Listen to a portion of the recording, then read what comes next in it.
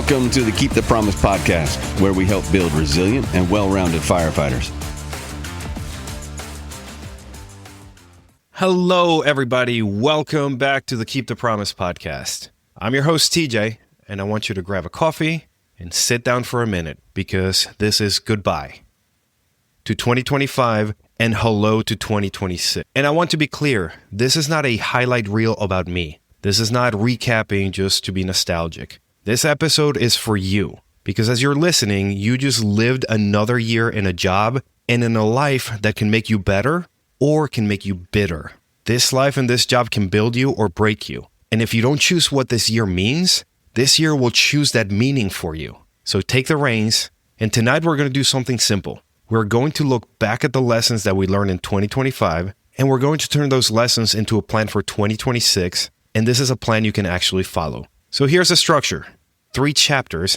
And I know you're rolling your eyes being like, holy shit, 3 chapters like a book. This is going to be quick. I promise. Chapter 1 is the standard. This is who you decide to be. Chapter 2 is your health. This is the stuff that you protect. Chapter 3 is your people. This is who you run with and what you become when you're around them. And in the process of talking about these 3 chapters, I'm going to play a handful of clips that I've curated from the past year. And every clip that I play is here for one reason. Every story has a point, and every point has a story behind it. So let's get into chapter 1, which is the standard. This is who you decide to be. In 2026, if you're going to be different, you need to start right now, right here, right now. Because the quote-unquote standard can turn into a meme. It can become a slogan on a hoodie, but if it isn't real actions, it's just noise. 2025 had a moment where this got said in a way that I don't want you to forget. Whatever that standard is, find it and uphold it, and those standards can evolve.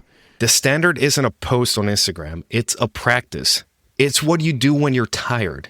It's what you do when nobody's watching. It's how you train, how you talk, how you show up, how you clean up your mistakes.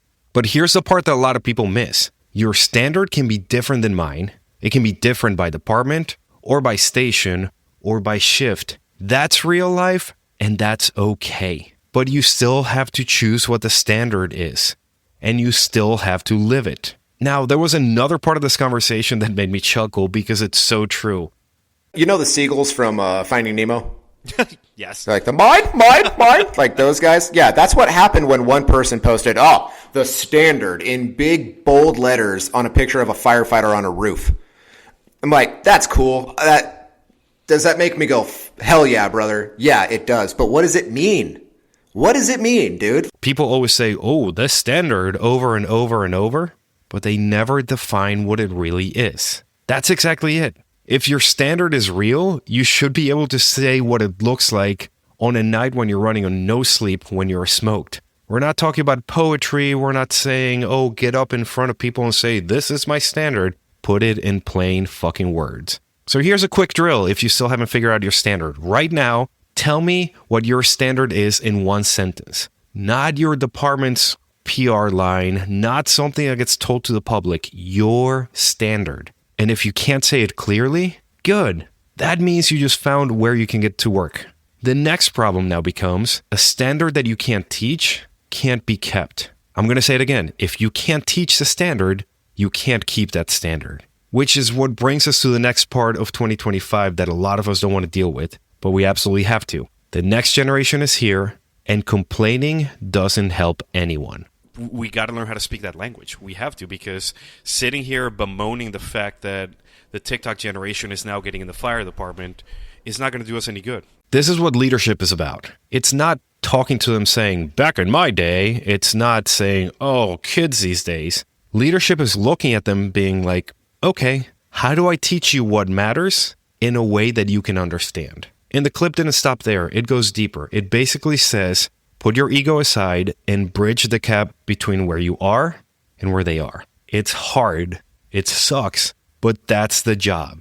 So here's your 2026 move for this chapter. Pick one thing that you believe is the standard and learn how to teach it. Teach it to a probie. Teach it to a buddy of yours. Teach it to that one firefighter who's kind of struggling.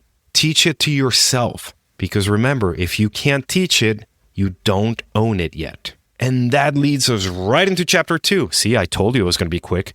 because none of this matters if you don't make it to the end of your career as a healthy firefighter. So in chapter 2, we're talking about your health, which is the stuff that you need to protect. And when people hear health, they think abs and cardio and a scale and nutritious meals. But your health is so much bigger than fitness. It's your body, it's your mind, it's your future. It's how you interact with the people you love. And it's whether you get to enjoy retirement or just reach it on paper and limp off into the sunset and die within a year of your last shift. There was a moment in 2025 where somebody said the quiet part out loud. We are not guaranteed to enjoy retirement. So he passed away going 2 shifts that morning, and then some of our guys ran in. So those experiences kind of opened my eyes to the realities of things, where we're not guaranteed to get to enjoy retirement. That clip should wake you up. So when I say health, I mean this. Stop acting like you're going to live forever. And in 2025, 2 sides of health kept showing up over and over. Number 1, mental health. This is the shit that you carry after the calls. And number 2, exposure health. This is the shit that gets into your body without you noticing. Let's start with the mind. I'm not going to do the thing where I sit here and we pretend that firefighters don't get affected. You see enough darkness, you don't stay normal. If you're numb, if you're angry, if you're exhausted, if you feel stuck, that's not weakness. That is a signal. That is a signal that something is wrong. And there was a line in 2025 that hit me because it reframes the entire conversation around mental health. Perspective is a choice. Nothing is good, bad. It just is, right? So you get to choose what your story is today. As hard as it is to do that when you're in a hole, you can say my story today is that I didn't kill myself. That's perspective.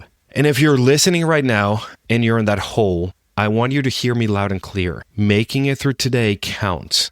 It counts. The other big lesson from 2025 when it comes to mental health was this. Sometimes it's not that somebody wants death. It's just that they want relief. There's pain, right? It's not necessarily a desire to die, but it's a desire to escape pain. Mm-hmm. Whatever pain it is they're feeling, and they don't know how to do that.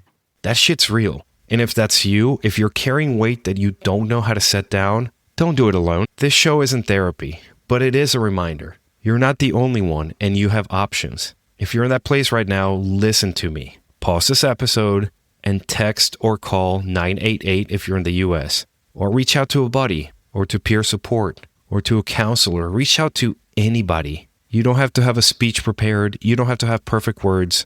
Just reach out. That'll tell you that you are not alone. I promise people will answer, and I promise you're going to feel like you have at least a shoulder to lean on. Okay, we got the mental health stuff out of the way. We're still in the same chapter of health with the same goal of protecting your life. So let's talk about something else that kept showing up in 2025, and that is exposure. If mental health is what you carry inside, exposure is what you carry on your skin, what you carry on your gear, your clothes, and into your home. 2025 got very direct about how toxins get in. You have to look at all of these different situations you're in and remember you're inhaling, absorbing through your skin, and ingesting. So then take each of those situations that you're in and figure out how those toxins are getting into your body and try to eliminate that if you can. And that's the point. It's not just the lungs. It's the skin, it's the hands, it's your food, it's the stuff that you touch, it's the stuff that you wear. And the trap is that people are going to hear this and immediately clap back saying, oh, do I have to be bubble boy? I guess I can't touch anything. No, motherfucker, there are practical solutions to that. I'm not saying don't go out there and wrap yourself in bubble wrap and cower from the world, but you can do things that will lessen that risk. It gets overwhelming, and I'm always hesitant to really talk about all of the different aspects of life with it because it seems intimidating. So my thought on it, though, is do one thing at a time. Make one habit switch at a time.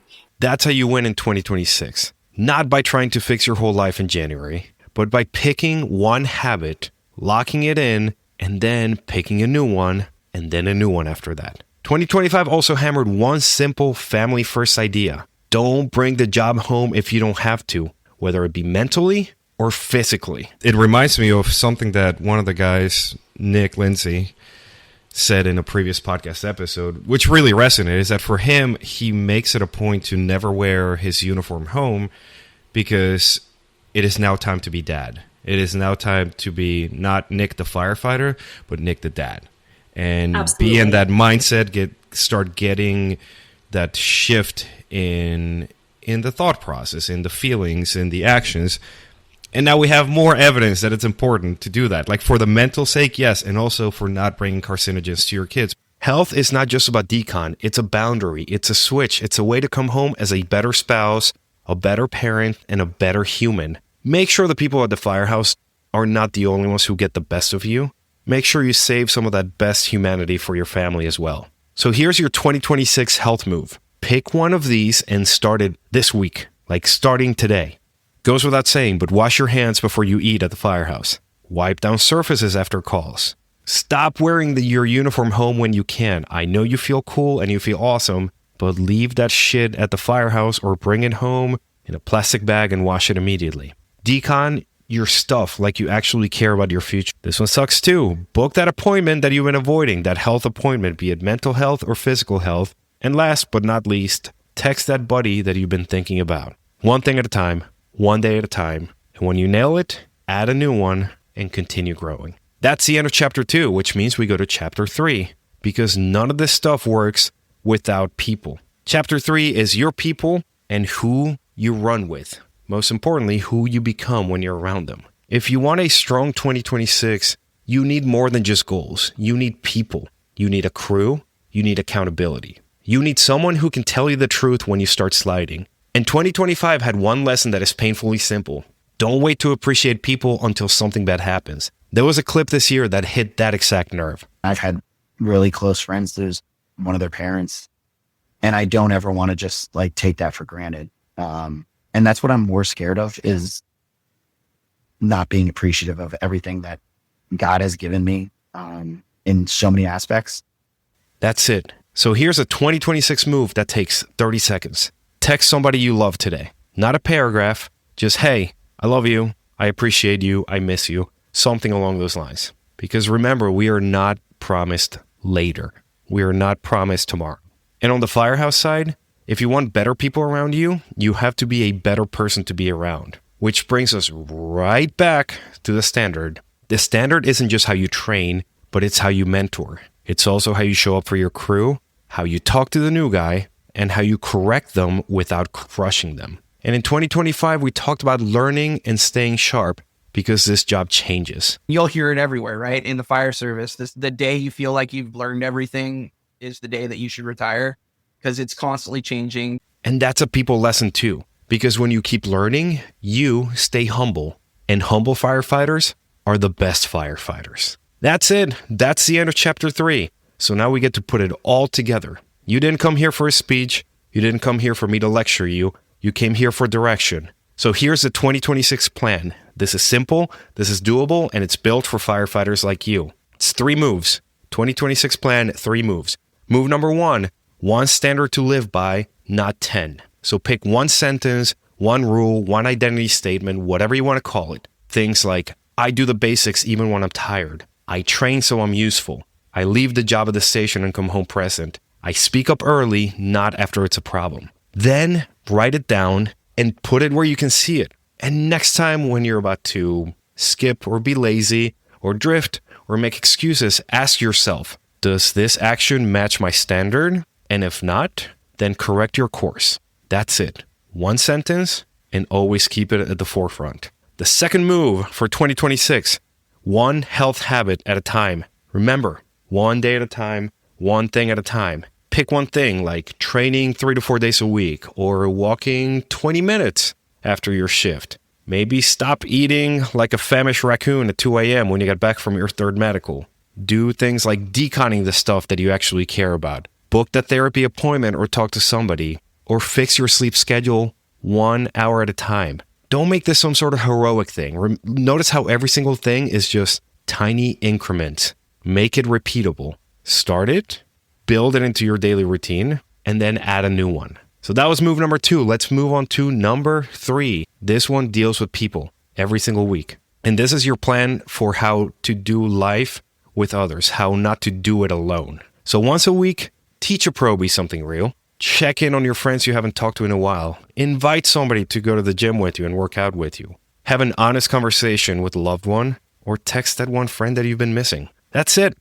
3 moves: standard, health, and people. If you do those, I promise you, your 2026 will not be perfect, but it will be stronger, and you will be super proud of it. Folks, that is it. Goodbye to 2025. If this year kicked your ass, good. You're still here. You're still in the fight. If this year was a win for you, good. I'm proud of you, but don't get comfortable. Keep building. And if you want structure, accountability, and a community that actually gives a damn, you already know where to find us. Join the Keep the Promise community, start Fit for Service, train with us, talk with us, build a standard with us. And if this episode hit you and it hit home and it just made you feel some sort of way, please do one thing for me. Send it to one firefighter who needs it. Here's to an awesome 2026. Love you. See you next year.